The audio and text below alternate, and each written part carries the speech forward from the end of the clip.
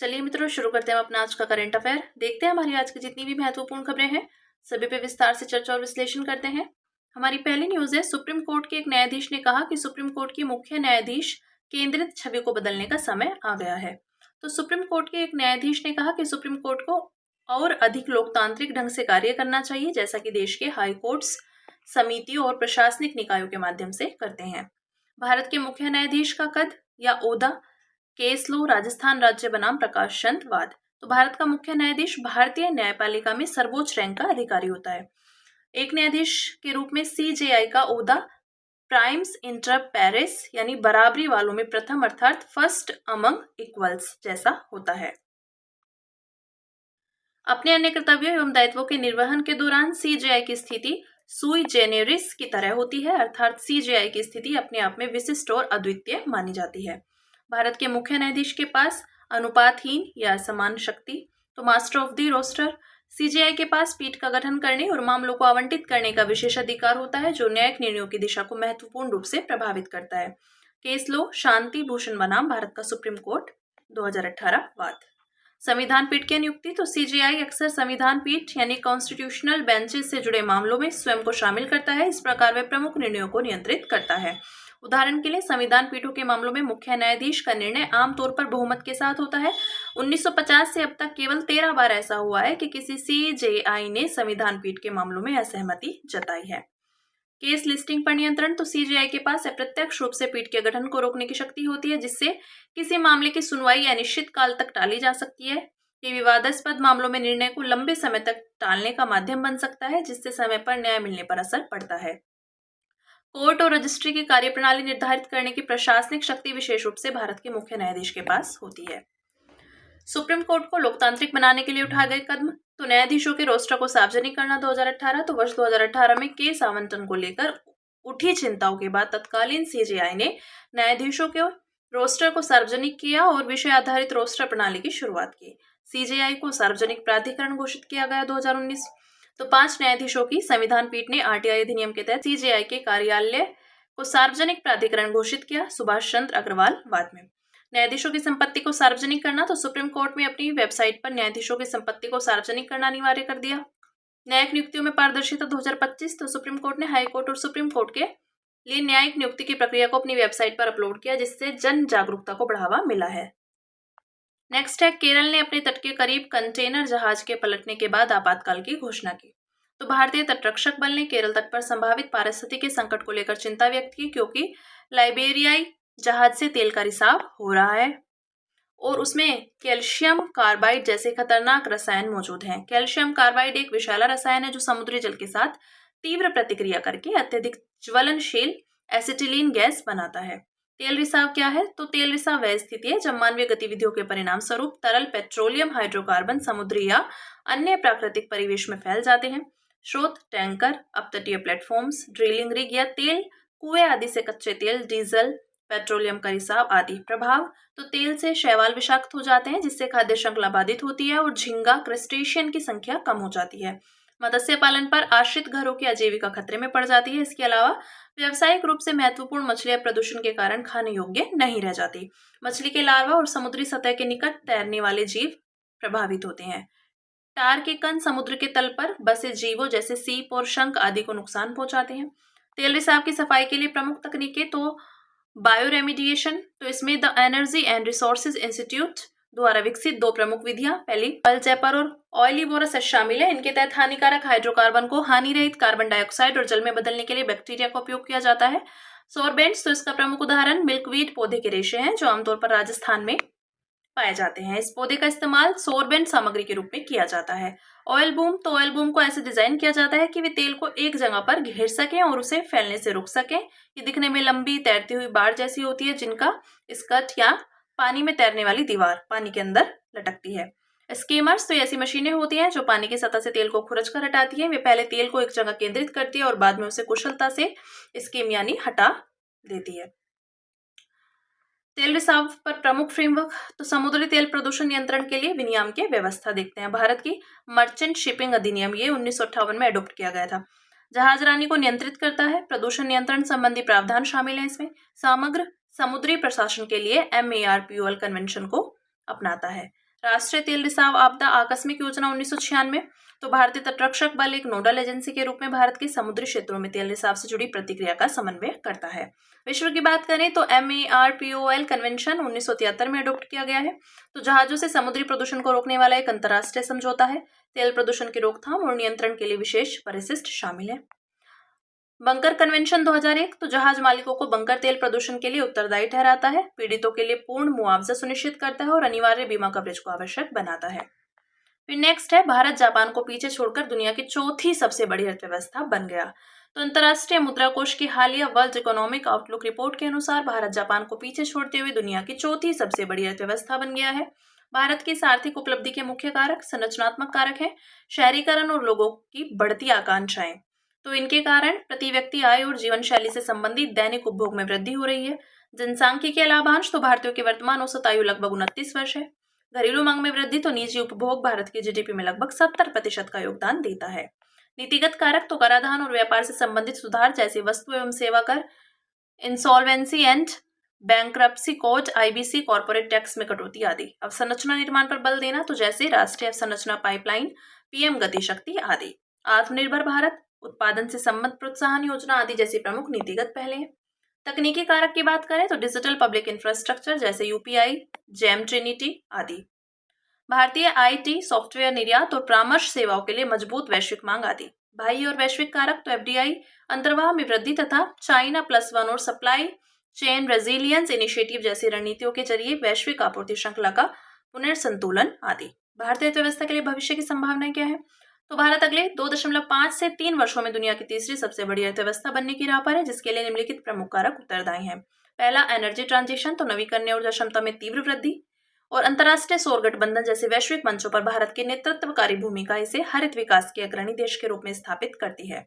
विनियामक की स्थिरता और बैंकिंग क्षेत्र में सुधार जैसे बैंक पुनः पूंजीकरण और RBI जैसे मजबूत विनियामक संस्थान की मौजूदगी भारत की समग्र आर्थिक स्थिरता को मजबूती प्रदान करती है। तो देखते हैं, जापान को पीछे छोड़ भारत दुनिया की चौथी सबसे बड़ी अर्थव्यवस्था। पहले पे है संयुक्त राज्य अमेरिका 30.507 ट्रिलियन डॉलर, फिर चीन आता है, फिर जर्मनी और चौथे पे है भारत 4.187 ट्रिलियन डॉलर। उसके बाद फिर जापान है, यूनाइटेड किंगडम है, फ्रांस, इटली, फिर कनाडा है और फिर ब्राजील है। ठीक है, फिर नेक्स्ट न्यूज है हमारी, भारत WHO ने पारंपरिक चिकित्सा पर एक ऐतिहासिक समझौते के माध्यम से आयुष को विश्व स्तर पर मुख्य धारा में लाने के लिए भागीदारी की। तो यह समझौता international classification of health intervention के तहत एक समर्पित पारंपरिक चिकित्सा मॉड्यूल की शुरुआत का प्रतीक है। ICHI के तहत यह नया पारंपरिक चिकित्सा मॉड्यूल आयुर्वेद, योग, यूनानी और सिद्ध प्रणालियों को वैश्विक मान्यता प्रदान करता है। साथ ही यह मॉड्यूल इनसे जुड़ी चिकित्सा पद्धतियों जैसे पंचकर्म और योग को विश्व स्तर पर मान्यता प्राप्त वैज्ञानिक शब्दावलियों में मानकीकृत करता है। ICHI के विषय में देखते हैं, international classification of health intervention. तो ICHI एक सामान्य साधन है, इसका उपयोग चिकित्सकीय विश्लेषण एवं आंकड़ों के अध्ययन के लिए स्वास्थ्य से जुड़े उपायों की रिपोर्टिंग और मूल्यांकन में किया जाता है। यह WHO के ICD-11 का पूरक है। तो ICD-11 है क्या? तो ICD-11 रोगों के अंतर्राष्ट्रीय वर्गीकरण का 11वां संशोधन है। ये स्वास्थ्य संबंधी जानकारी और मृत्यु के कारणों को दर्ज करने के लिए वैश्विक मानक के रूप में ICD-10 का स्थान लेता है। ठीक है, और ये ICD विश्व स्वास्थ्य संगठन द्वारा विकसित और वार्षिक रूप से अद्यतन किया जाता है। इसको 25 मई 2019 में पहली बार प्रकाशित किया गया था। ठीक है, परिभाषा और उद्देश्य दिया गया है इसका, देखते हैं। तो ICD-11 एक वैश्विक मानक प्रणाली है जिसका उपयोग मृत्यु और बीमारी से संबंधित आंकड़ों को व्यवस्थित रूप से दर्ज करने, रिपोर्ट करने, विश्लेषित करने, व्याख्या करने और देशों के बीच उनकी तुलना करने के लिए किया जाता है। इसका उद्देश्य स्वास्थ्य सेवाओं को बेहतर बनाना है, देशों को अपने प्रमुख स्वास्थ्य मुद्दों की पहचान एक अद्यतन और चिकित्सकीय रूप से सटीक वर्गीकरण प्रणाली के माध्यम से करने में सहायता प्रदान करता है। अंगीकरण के लिए समय सीमा तो ICD-11 को 72वीं विश्व स्वास्थ्य सभा द्वारा 2019 में अपनाया गया था और 1 जनवरी 2022 से प्रभावी हुआ था। मुख्य आंकड़ों की बात करें तो नैदानिक श्रेणियां हैं 17K यानी 17,000 और चिकित्सा नैदानिक सूचकांक शब्दावलियां 100K प्लस। ठीक है, पहला पूर्णतः इलेक्ट्रॉनिक ICD पूर्ण डिजिटल पहुंच और एकीकरण। ठीक है, आगे देखते हैं इसमें हेल्थ इंटरवेंशन। तो ये किसी व्यक्ति या आबादी समूह के लिए उसके साथ या उसकी ओर से किया गया एक ऐसा कार्य होता है जिसका उद्देश्य स्वास्थ्य कामकाज या स्वास्थ्य स्थितियों का आकलन करना, उसमें सुधार एवं उसका रखरखाव, प्रचार आदि करना है। इसका विकास विश्व स्वास्थ्य संगठन और WHO family of international classification द्वारा किया गया है। ICHI में स्वास्थ्य प्रणाली के सभी क्षेत्र शामिल हैं, जैसे सक्रिय देखभाल सेवा, मानसिक स्वास्थ्य, प्राथमिक देखभाल, पुनर्वास, रोकथाम, सार्वजनिक स्वास्थ्य, पारंपरिक चिकित्सा आदि। ICHI के तहत समर्पित पारंपरिक चिकित्सा मॉड्यूल से कई लाभ प्राप्त होते हैं, जैसे आयुष सेवाओं के लिए पारदर्शी बिलिंग और उचित मूल्य निर्धारण, स्वास्थ्य बीमा कवरेज में आयुष उपचारों का सुचारू एकीकरण, बेहतर अस्पताल प्रबंधन, नैदानिक दस्तावेजीकरण और स्वास्थ्य अनुसंधान, आयुष चिकित्सा पद्धति का अधिक वैश्विक पहुंच। फिर नेक्स्ट है, प्रधानमंत्री ने कहा है कि पूर्वोत्तर क्षेत्र आसियान के साथ रणनीतिक व्यापार के लिए सेतु और प्रवेश द्वार के रूप में उभर रहा है। तो प्रधानमंत्री ने पूर्वोत्तर भारत की रणनीतिक अवस्थिति के महत्व को रेखांकित करते हुए इस क्षेत्र के समग्र विकास के लिए एक नीतिगत रूपरेखा के रूप में ईस्ट यानी एम्पावर, एक्ट, स्ट्रेंथ और ट्रांसफॉर्म विजन प्रस्तुत किया है। पूर्वोत्तर भारत का रणनीतिक महत्व, तो क्षेत्रीय कनेक्टिविटी की बात करें तो पूर्वोत्तर क्षेत्र भारत की एक्ट ईस्ट पॉलिसी को मजबूत करते हुए दक्षिण पूर्व एशिया के लिए एक गेटवे यानी द्वार के रूप में काम करता है। उदाहरण के लिए भारत म्यांमार थाईलैंड त्रिपक्षीय राजमार्ग और Kaladan multi modal transit transport project जैसी प्रमुख परियोजनाएं क्षेत्रीय कनेक्टिविटी को बढ़ा रही हैं।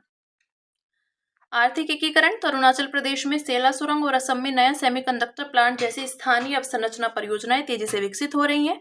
इन पहलों के माध्यम से पूर्वोत्तर क्षेत्र भारत आसियान व्यापार को अगले दशक में वर्तमान $125 बिलियन से बढ़ाकर $200 बिलियन तक पहुंचाने में महत्वपूर्ण भूमिका निभा सकता है। सुरक्षा, तो पूर्वोत्तर भारत के राज्यों की सीमा चीन, बांग्लादेश, म्यांमार और भूटान से लगती है, जो इसे राष्ट्रीय सुरक्षा का फ्रंटलाइन क्षेत्र बनाता है।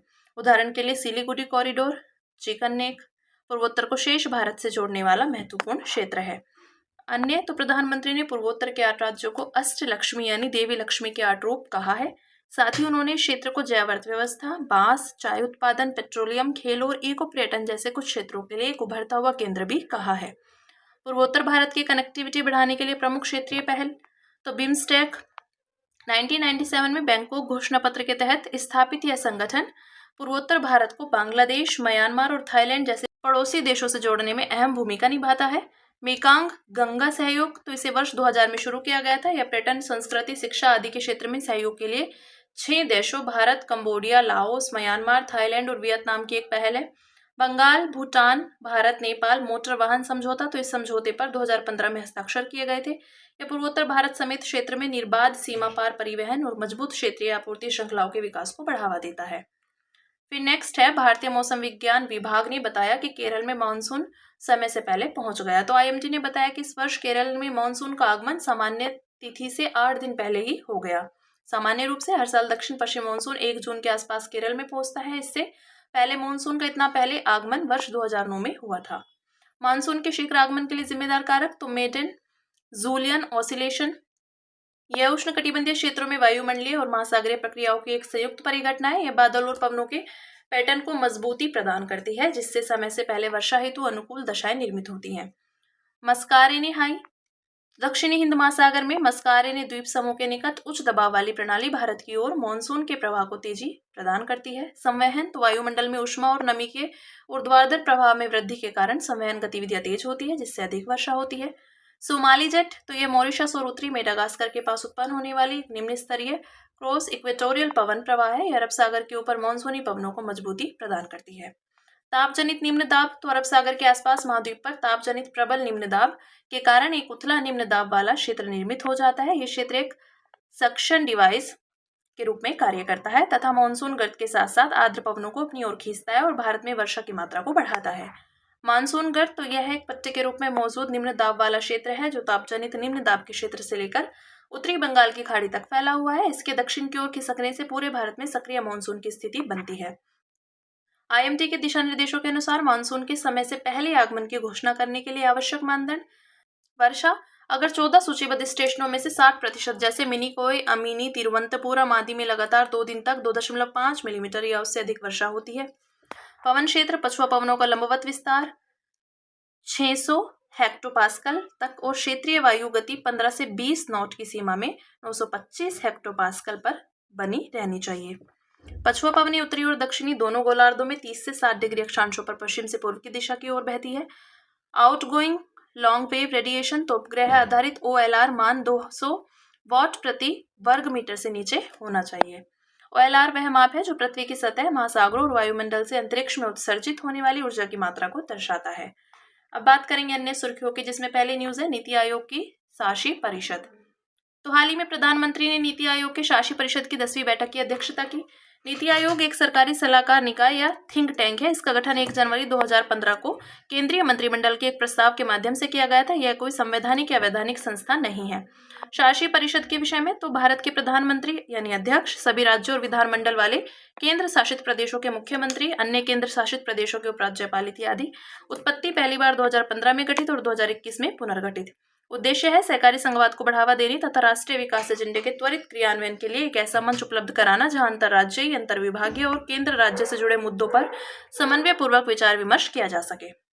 नेक्स्ट है semi transparent perovskite solar cell. तो आईआईटी बॉम्बे के शोधकर्ताओं ने एक semi transparent perovskite solar cell विकसित किया। यह पारंपरिक सोलर सेल्स की तुलना में 25 से 30% अधिक दक्षता प्रदान करता है और लागत को लगभग आधा कर सकता है। इसके विषय में देखते हैं। जिसे पारंपरिक सिलिकॉन आधारित सोलर सेल की ऊपरी परत में लगाया जाता है, जिससे एक 4 टर्मिनल टेंडम संरचना का निर्माण होता है। प्रयुक्त सामग्री और प्रौद्योगिकी, इसमें नीचे के सबसेल में पारंपरिक सिलिकॉन प्रौद्योगिकी, जबकि ऊपर के सबसेल में स्वदेशी रूप से विकसित हैलाइड पेरोव्स्काइट सेमीकंडक्टर का उपयोग किया गया है। यह उच्च प्रकाश अवशोषण और प्रभावी ऊर्जा रूपांतरण को संभव बनाता है। लाभ, पेरोव्स्काइट को स्थानीय रूप से तैयार किया जा सकता है और इसका जीवन काल लंबा होता है। यह भू राजनीतिक रूप से संवेदनशील कच्चे माल पर निर्भर नहीं है। नेक्स्ट है मोरिंगा। तो विशेषज्ञों का कहना है कि मोरिंगा में भरपूर पोषण और आर्थिक संभावनाएं होने के बावजूद तमिलनाडु के किसान अब तक इसकी व्यावसायिक क्षमताओं का समुचित दोहन नहीं कर सके हैं। इसके विषय में देखते हैं। यह भारत की स्थानिक प्रजाति है। मोरिंगा को अब एशिया, अफ्रीका और मध्य अमेरिका के उष्णकटिबंधीय क्षेत्रों में व्यापक रूप से उगाया जाता है। उपनाम, तो व्यापक उपयोग, उच्च पोषण मूल्य और औषधीय गुणों के कारण इसे अक्सर चमत्कारी वृक्ष कहा जाता है। इसे उगाने हेतु आदर्श दशाएं तो मृदा 6.5 से 8 pH वाली गहरी रेतीली दोमट मृदा। तापमान, इसके विकास के लिए 25 से 30 डिग्री सेल्सियस का तापमान सबसे अच्छा होता है। नेक्स्ट है national sports repository system portal. तो केंद्रीय युवा कार्य एवं खेल मंत्रालय देश भर में प्रतिभा पहचान अभियान शुरू करने की योजना बना रहा है। इसके तहत कोई भी नागरिक किसी खिलाड़ी के प्रदर्शन का वीडियो NSRS पोर्टल पर अपलोड कर सकता है। इसके विषय में देखते हैं। डिजिटल प्रबंधन सूचना प्रणाली है। इसका संचालन केंद्रीय युवा कार्य एवं खेल मंत्रालय के अधीन भारतीय खेल प्राधिकरण द्वारा किया जाता है। यह खेलो इंडिया राष्ट्रीय खेल विकास कार्यक्रम योजना का हिस्सा है। यह पोर्टल खिलाड़ियों, शिक्षकों, खेल वैज्ञानिकों, प्रशिक्षण केंद्रों, खेल महासंघों आदि जैसे प्रमुख हितधारकों के लिए एक संपूर्ण डिजिटल समाधान प्रदान करता है। इस पोर्टल पर खिलाड़ी, कोच और अकादमी पंजीकरण के बाद एक विशिष्ट संख्या प्राप्त करते हैं। नेक्स्ट है ARHGAP 36। तो अमेरिका और जापान के शोधकर्ताओं ने पता लगाया कि बिल्लियों के अनोखे नारंगी रंग के फर के पीछे ARHGAP 36 नामक जीन जिम्मेदार है।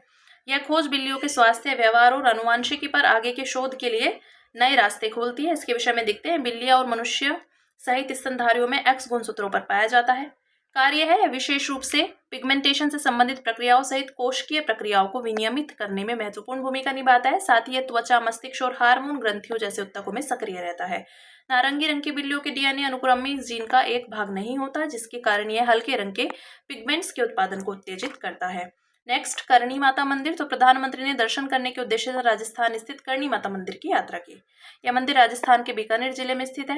यह करणी माता को समर्पित है, जिन्हें मां दुर्गा का अवतार माना जाता है। इस मंदिर का निर्माण राव जैतसी ने बीकानेर के राजा की मुगल शासक कामरान पर विजय की याद में करवाया था। धार्मिक संप्रदाय, यह मंदिर शाक्त संप्रदाय से संबंधित है। अनोखी विशेषता, तो यह दुनिया का एकमात्र मंदिर है जहां हजारों चूहे खुलेआम घूमते हैं। इतनी बड़ी संख्या में चूहों की मौजूदगी के बावजूद यहाँ कभी प्लेग नहीं फैला।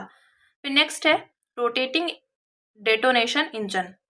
तो चीन के वैज्ञानिकों ने कथित तौर पर एक रोटेटिंग डेटोनेशन इंजन का परीक्षण किया, जो वाहनों को ध्वनि की गति से 5 गुना अधिक यानी हाइपरसोनिक गति से संचालित करने में सक्षम है।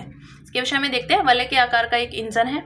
इसमें डेटोनेशन तरंग वृत्ताकार रूप से घूमती रहती है तथा ईंधन और ऑक्सीकारक के मिश्रण का लगातार दहन होता रहता है। इस प्रकार का दहन दबाव को बढ़ाता है और सामान्य गैस टरबाइन इंजन की तुलना में बेहतर प्रोपल्शन दक्षता प्रदान करता है। रोटेटिंग डेटोनेशन इंजन काफी कॉम्पैक्ट होते हैं और उच्च आवृत्तियों पर काम करते हैं। साथ ही इनमें कोई भी मूवेबल पार्ट्स नहीं होते हैं, जिसके चलते ये पारंपरिक इंजनों की तुलना में अधिक दक्ष और सरल हो जाते हैं। इनका उपयोग वायु से जमीन, वायु से वायु और सतह से सतह आधारित हथियारों सहित कई सैन्य उद्देश्यों के लिए किया जा सकता है। नेक्स्ट है ओपन एक्रेज लाइसेंसिंग नीति। तो ओएनजीसी ने मुंबई अपतटीय बेसिन में तेल व गैस की आशाजनक खोज की है। इन खोजों का नाम सूर्यमणि और वज्रमणि रखा गया है, जो ओएएलपी व्यवस्था के तहत आवंटित ब्लॉकों में की गई है। मुंबई अपतटीय बेसिन भारत के पश्चिम तट से लगभग 165 किलोमीटर दूर अरब सागर में स्थित है। के विषय में देखते हैं। इसे 2017 में हाइड्रोकार्बन अन्वेषण और लाइसेंसिंग नीति के एक भाग के रूप में प्रस्तुत किया गया था। मंत्रालय है पेट्रोलियम और प्राकृतिक गैस मंत्रालय। उद्देश्य तेल व गैस अन्वेषण और उत्पादन गतिविधियों में तेजी लाना। यह पहल कंपनियों को यह सुविधा देती है कि वे सरकार द्वारा औपचारिक बोली प्रक्रिया की प्रतीक्षा किए बिना स्वयं उपयुक्त अन्वेषण ब्लॉकों का चयन कर सके और कार्य आरंभ कर सके। अंत में बात करेंगे सुर्खियों में रहे व्यक्तित्व की, जो है करतार सिंह सराभा, 1896 से 1915। तो प्रख्यात स्वतंत्रता सेनानी करतार सिंह सराभा को उनकी जयंती 24 मई पर देश ने याद किया। उनका जन्म लुधियाना यानी पंजाब के सराभा गांव में हुआ था। वे एक अग्रणी भारतीय क्रांतिकारी थे। प्रमुख योगदान तो उन्होंने 15 वर्ष की आयु में ही गदर पार्टी की सदस्यता ग्रहण कर ली थी। वे इसके सबसे सक्रिय सदस्यों में से एक थे। गदर पार्टी की स्थापना 1913 में ओरेगन यानी अमेरिका में ब्रिटिश शासन को खत्म करने के उद्देश्य से की गई थी। उन्होंने गदर न्यूज़पेपर का पंजाबी संस्करण निकाला। भारत लौटने के बाद उन्होंने भारतीय सैनिकों को विद्रोह के लिए संगठित करने पर ध्यान केंद्रित किया और लुधियाना में एक छोटे स्तर की हथियार निर्माण इकाई शुरू की। उन्हें लाहौर षड्यंत्र केस में राजद्रोह का आरोपी बनाकर 1915 में विष्णु गणेश पिंगले के साथ फांसी दे दी गई। मूल्य है इनके बहादुरी, साहस, सक्रियता, प्रतिबद्धता आदि। तो हमारी आज की जितनी भी महत्वपूर्ण खबरें थी, हमने सभी पे विस्तार से चर्चा और विश्लेषण किया। अब इसी के साथ मिलते हैं कल अपनी नई खबरों के साथ।